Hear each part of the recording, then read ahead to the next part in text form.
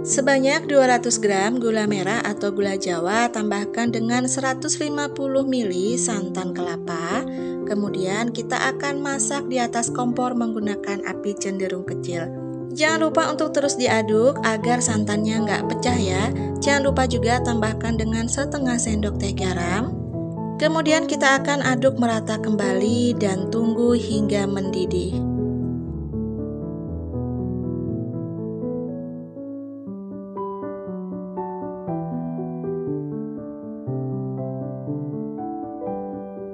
Nah, kira-kira udah mendidih seperti ini, kemudian matikan kompornya, diamkan selama 30 detik atau sampai 1 menit, biarkan uapnya agak berkurang.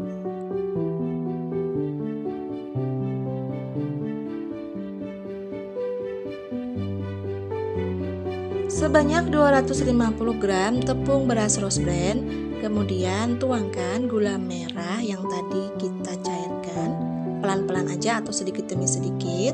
Jadi gula merah santannya tadi emang harus panas ya guys, dituangkan kemudian diaduk-aduk kembali. Nah, kemudian ini aku tuangkan kembali sedikit demi sedikit, kemudian lanjut diaduk-aduk. Oh ya, untuk lebih jelas dan juga lengkap, nanti aku akan bantu tulis bahan dan juga takarannya di kolom deskripsi. Jadi silahkan kalian cek di sana ya.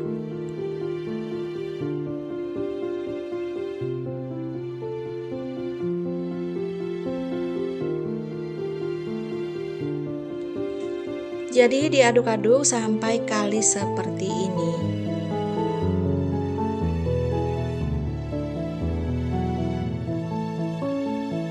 Kemudian setelah itu kita akan diamkan adonan selama 30 menit atau sampai 1 jam.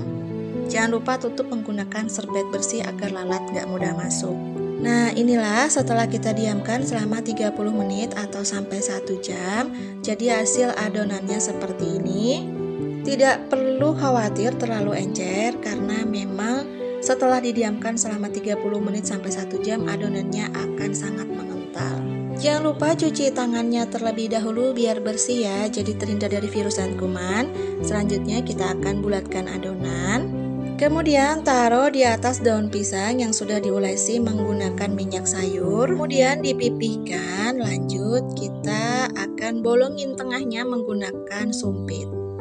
Oke, aku akan ulangi sekali lagi agar nggak gagal paham dan mudah dimengerti. Jadi kita bulatkan dulu adonannya. Kemudian taruh di atas daun pisang yang udah diolesi menggunakan minyak sayur. Kemudian dipipihkan dan dibolongi menggunakan sumpit seperti ini. Lanjut kita akan goreng adonan. Siapkan secukupnya aja minyak sayur. Setelah minyaknya panas, kita akan goreng kue cincinnya. Goreng menggunakan api cenderung kecil aja ya, tapi dengan catatan minyaknya tadi dipanaskan terlebih dahulu. Karena apabila minyaknya nggak panas, jadi hasil gorengan kita tidak akan mengapung seperti ini, jadi akan tetap di bawah ya. Jadi untuk hasil kue cincinnya juga akan sangat keras. Jangan lupa cukup dibalik 1 kali aja, jadi persis kayak kita goreng donat.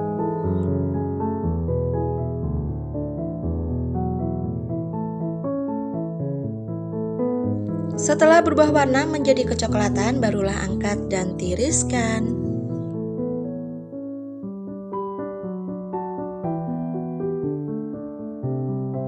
Lanjut aku akan goreng adonan yang berikutnya ya guys.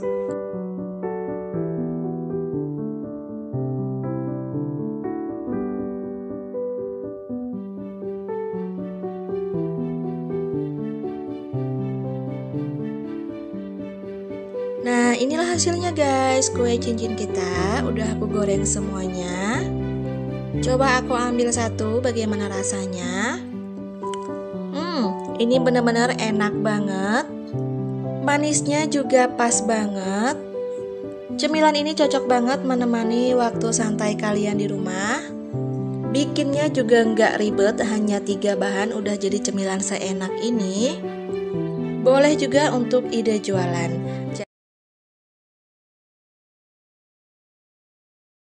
Oke, kita langsung ke bahannya aja. Sebanyak 1,5 sendok makan ragi, dan raginya ini akan aku tambahkan menggunakan air, dan airnya itu secukupnya aja ya guys. Ini kita sisihkan dulu. Selanjutnya sudah aku siapkan kurang lebih 250 gram tepung terigu, dan aku gunakan tepung terigu protein sedang. Kemudian tambahkan dengan 6 sendok makan gula pasir. Tambahkan dengan setengah sendok teh garam dan setengah sendok teh baking powder. Kemudian lanjut kita akan tambahkan ragi yang sudah kita cairkan tadi. Lanjut kita akan aduk-aduk dengan merata.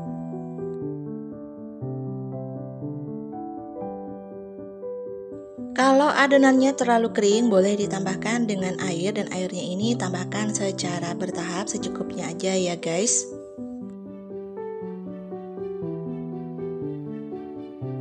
Kemudian di sini aku mau aduk menggunakan tangan. Jangan lupa untuk cuci tangannya terlebih dahulu ya.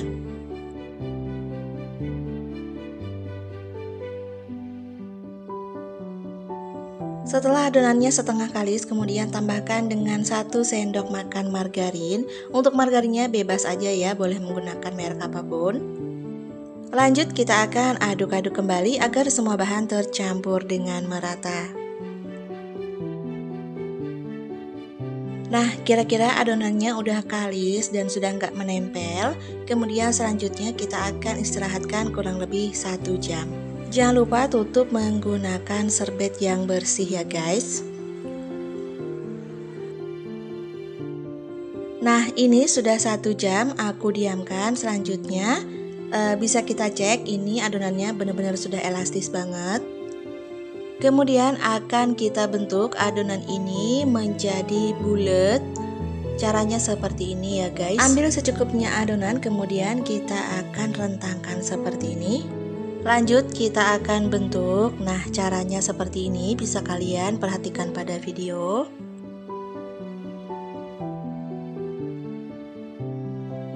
Nah, jadi hasilnya seperti ini ya guys. Kemudian di sini sudah aku siapkan sebuah wadah dan sudah aku lumuri menggunakan tepung terigu. Kemudian lanjut kita akan taruh adonan yang sudah kita bulatkan ke dalam wadah. Jangan lupa ini dikasih jarak kurang lebih 1-2 cm. Oke, lakukan hal yang sama sampai adonannya habis.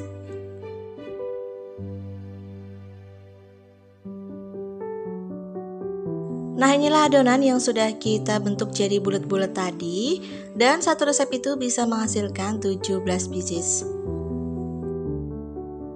Dan ini akan kita istirahatkan kembali kurang lebih 1 jam. Jangan lupa ditutup dengan rapat ya. Setelah diistirahatkan kurang lebih 1 jam, lanjut kita akan goreng. Dan di sini sudah aku siapkan penggorengan dan tuangkan secukupnya aja minyak sayur. Kalau minyaknya udah panas, lanjut kita akan goreng menggunakan api cenderung kecil aja ya guys, agar nggak mudah gosong. Jangan lupa sesekali dibalik ya, agar bisa matang dengan merata. Kalau udah berubah warna menjadi kuning kecoklatan seperti ini, kemudian angkat dan tiriskan. Oke, kita lanjut goreng yang lainnya sampai selesai. Dan untuk lebih jelas dan juga lengkap apa aja bahan kemudian takarannya, nanti akan aku bantu tulis di kolom deskripsi ya, jadi silahkan kalian cek di sana.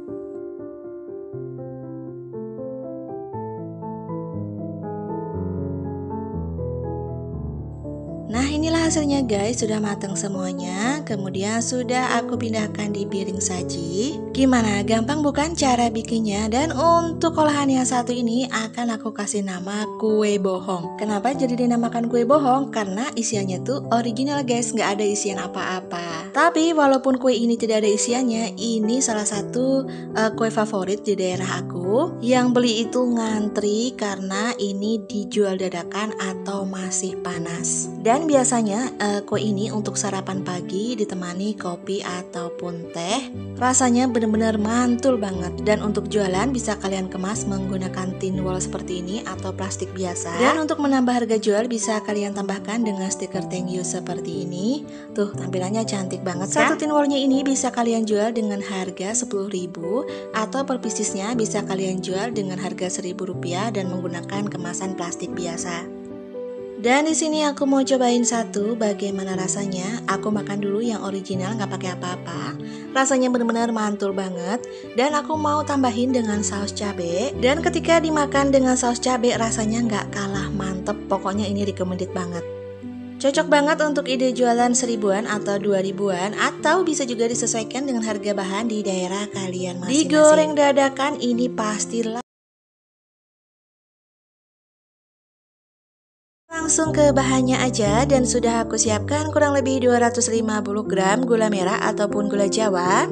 Gula jawanya ini kita akan cairkan. Caranya tambahkan dengan air secukupnya, kemudian kita akan masak di atas api kompor. Masak sampai gula merahnya ini larut. Setelah itu kita akan saring terlebih dahulu.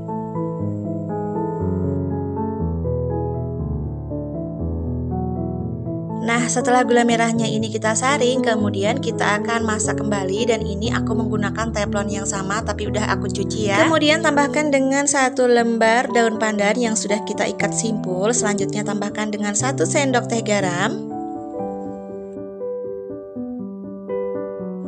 Kemudian untuk bahan selanjutnya yaitu sebanyak 250 gram kelapa parut, dan di sini kelapa parutnya ambil yang setengah tua atau agak muda sedikit. Kemudian kita akan masukkan kelapa parut ke gula merah yang tadi kita masak. Masak menggunakan api cenderung kecil sambil diaduk-aduk. Dan kalau gula merahnya sudah meresap di kelapa parut dan agak kering sedikit, kemudian kita matikan kompornya. Jadi hasilnya seperti ini ya guys. Ini kita sisihkan dulu. Siapkan 1 buah mangkuk, kemudian kita akan tuangkan 6 sendok makan gula pasir. Tambahkan dengan 1 sendok teh garam, 1 sendok makan ragi instan, dan tambahkan juga dengan 1/4 sendok teh vanili bubuk. Kemudian tambahkan dengan kurang lebih 150 ml air hangat. Lanjut kita akan aduk-aduk dengan merata. Kalau semua bahannya udah larut, kemudian kita akan masukkan tepung terigu kurang lebih 300 gram. Kemudian kita akan aduk merata kembali. Agar lebih mudah, jadi aku mau uleni menggunakan tangan. Jangan lupa ya untuk cuci tangannya terlebih dahulu. Setelah adonannya setengah kalis, tambahkan dengan 1 sendok makan mentega ataupun margarin. Kemudian lanjut kita akan uleni kembali sampai adonannya ini kalis. Kira-kira adonannya udah kalis, kemudian kita akan istirahatkan kurang lebih 1 jam, ditutup dengan serbet yang bersih. Setelah 1 jam kita akan buka adonannya, dan ini sudah mengembang sempurna. Kemudian kita kempeskan lagi ya guys. Dan kita uleni kembali sebentar seperti ini, dan di sini sudah aku siapkan semuanya. Kemudian lanjut kita akan beri isian ya guys, dan caranya itu simple banget. Cukup kalian pipihkan secukupnya aja adonan. Kemudian tambahkan dengan secukupnya aja isian. Lanjut kita akan tutup, pastikan ya tidak ada yang bocor. Jadi caranya seperti ini, gampang banget kan?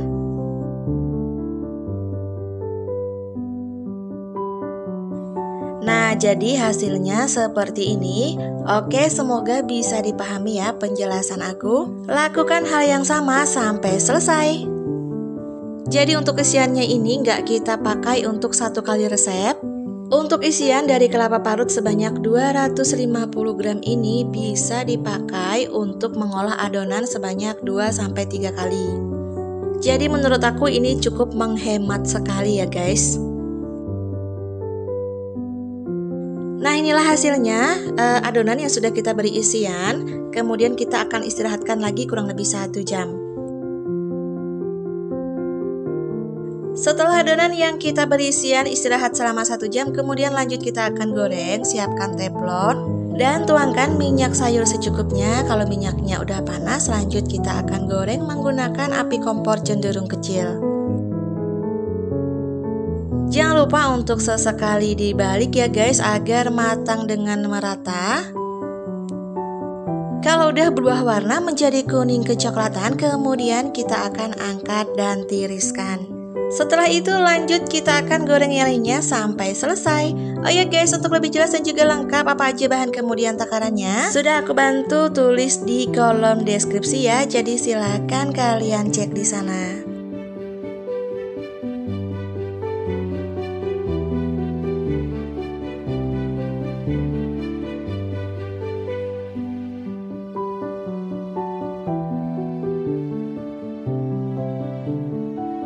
Nah, inilah hasilnya guys, sudah aku goreng semuanya dan sudah aku pindahkan ke piring saji. Satu resep ini bisa menghasilkan 20 pieces dan masih ada sisa isian untuk 2-3 kali buat adonan lagi. Untuk hasilnya tuh gede banget dan ini bisa kalian jual dengan harga 2.000 atau 3.000.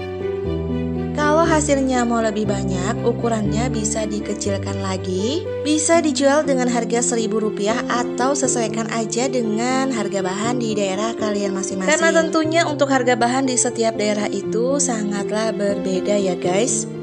Dan untuk kemasannya sendiri bisa kalian sesuaikan dengan kreativitas agar tampilannya itu cantik dan menarik pembeli. Ini aku kemas menggunakan plastik, kemudian aku tambahkan dengan stiker thank you seperti ini. Walaupun dari bahan yang sangat ekonomis dan kue sederhana, kalau kita kemas dengan cantik pastinya akan menarik banyak pembeli.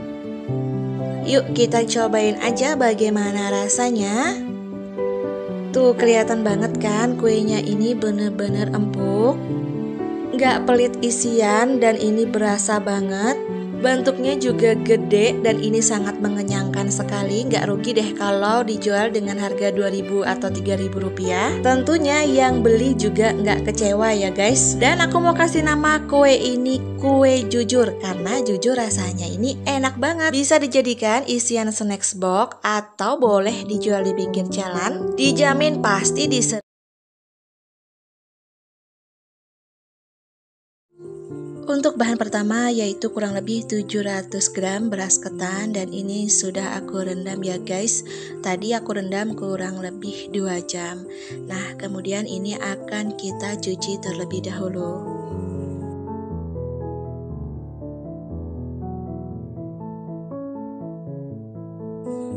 Nah, inilah ketan yang sudah aku cuci dengan bersih. Kemudian untuk bahan kedua yaitu kurang lebih 1 butir kelapa parut. Dan kelapa parutnya ini setengah tua ya. Dibuang bagian kulit arinya, jadi hasil parutannya putih bersih seperti ini. Kemudian selanjutnya kita akan kukus ketannya terlebih dahulu. Sudah aku siapkan kukusan dan kukusannya ini juga udah aku panaskan. Kemudian masukkan beras ketan yang sudah kita cuci. Lanjut kita ratakan ya. Nah, kita akan kukus kurang lebih 15-20 menit.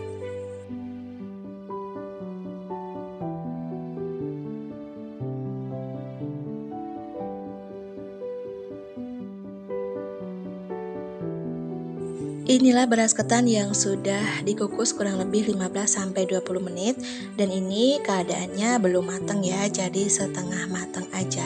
Kemudian sudah aku pindahkan juga ke wadah yang agak besar. Selanjutnya masukkan kelapa parutnya. Tambahkan 1 sendok makan peres garam. Kemudian ini akan kita ratakan. Jadi supaya hasilnya itu merata, akan aku campur menggunakan tangan ya. Pastikan kondisi beras ketannya ini udah agak hangat, barulah bisa kita campurkan menggunakan tangan. Bisa menggunakan sarung tangan atau tidak, asal cuci tangannya terlebih dahulu ya. Nah, kemudian setelah kita campur dan kita aduk merata seperti ini, lanjut akan kita kukus kembali.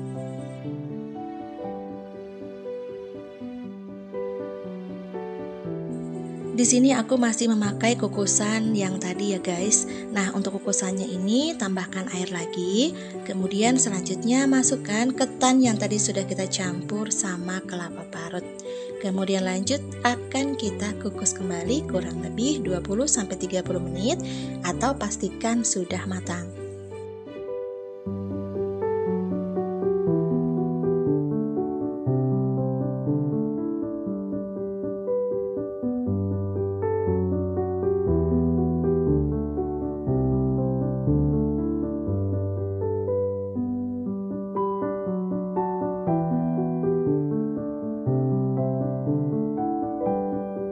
Setelah 30 menit berlalu, sudah matang untuk beras ketannya, sudah aku cek juga. Kemudian selanjutnya kita akan angkat dan pindahkan ke wadah yang agak besar.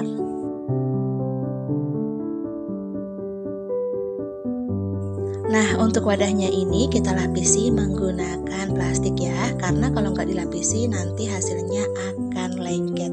Ini aku pakai plastik yang besar banget, dan kemudian kita masukkan beras ketannya. Jadi untuk menghaluskan atau menumbuk itu memang harus dalam kondisi beras ketannya ini masih hangat atau masih panas. Setelah semua beras ketannya kita masukkan, kemudian lanjut akan kita tumbuk. Dan di sini aku memakai tumbukan kayu ya guys. Dan untuk tumbukannya sendiri kita lapisi juga menggunakan plastik. Nah, inilah hasilnya setelah kita tumbuk beberapa saat. Jadi sudah benar-benar halus. Kemudian ini akan kita pindahkan ke loyang.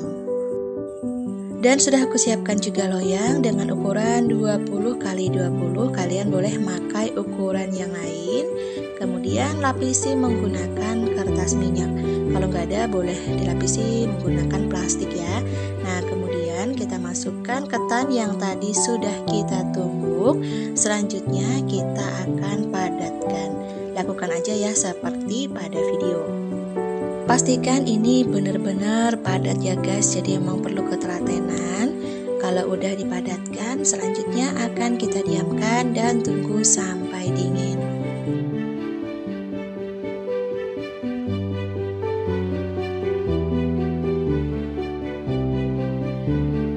Nah, inilah hasilnya adonan beras ketan yang sudah kita diamkan dan tunggu sampai dingin.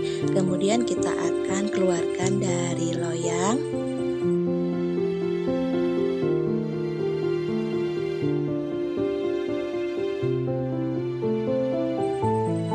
Jangan lupa untuk lepaskan juga kertas minyaknya. Nah, kemudian selanjutnya kita akan potong. Untuk potongannya sendiri aku mau potong persegi memanjang ya, karena mau dijual dengan harga 1000-an. Jadi aku potongnya agak kecil. Kalau kalian mau jual 2000-an bisa ditebelin sedikit ya. Jadi disesuaikan aja dengan harga jual.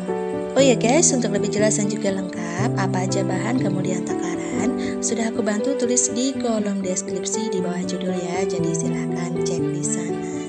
Nah, di sini sudah aku potong semuanya. Kemudian lanjut kita akan potong menjadi 4 bagian lagi.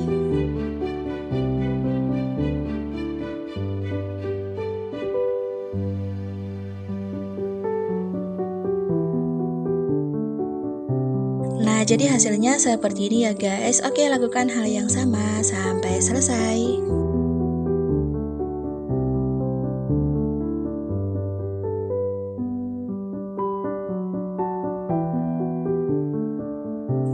Nah, inilah hasilnya. Sebagian kita langsung goreng aja yuk, dan sebagiannya lagi akan kita potong nanti. Siapkan teflon, kemudian tuangkan secukupnya aja minyak sayur. Jadi untuk minyaknya nggak usah terlalu banyak ya, jadi sedikit aja. Kemudian masukkan potongan adonan. Selanjutnya kita akan goreng menggunakan api cenderung kecil.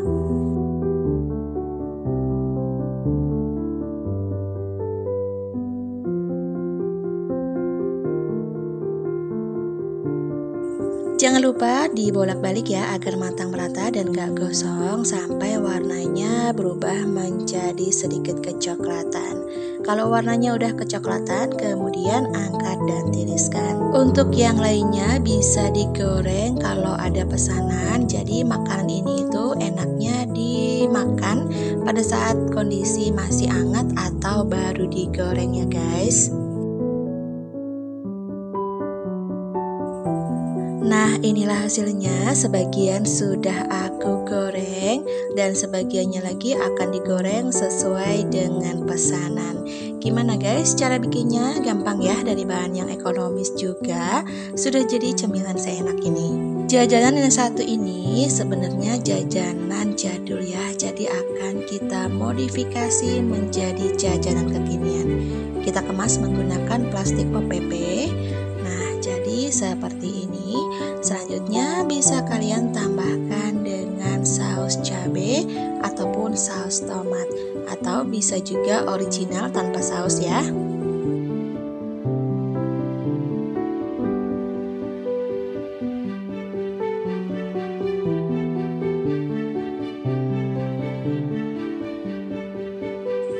Jangan lupa tambahkan stiker thank you agar lebih menarik lagi.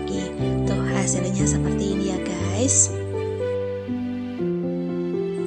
Nah, inilah sudah aku kemas semuanya dan kita bisa jual dengan harga Rp1.000 aja, atau bisa disesuaikan ya dengan harga bahan di daerah kalian masing-masing, karena tentunya di setiap daerah itu mempunyai harga yang sangat berbeda. Untuk rasanya jangan khawatir, ini benar-benar enak banget.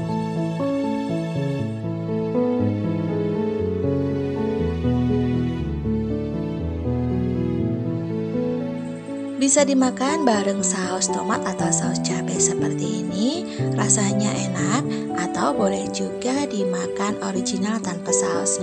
Cocok menemani waktu santai bareng teh ataupun kopi.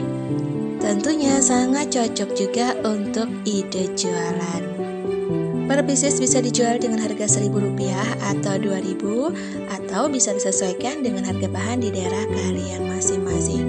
Oke, baiklah guys, makasih yang sudah temenin aku bikin jajanan yang enak, murah meriah hari ini. Selamat mencoba di rumah, semoga bermanfaat dan menginspirasi. Sekian dulu video aku kali ini, sampai jumpa di lain waktu dan di lain kesempatan. Salam sukses untuk kalian semuanya, terima kasih, bye.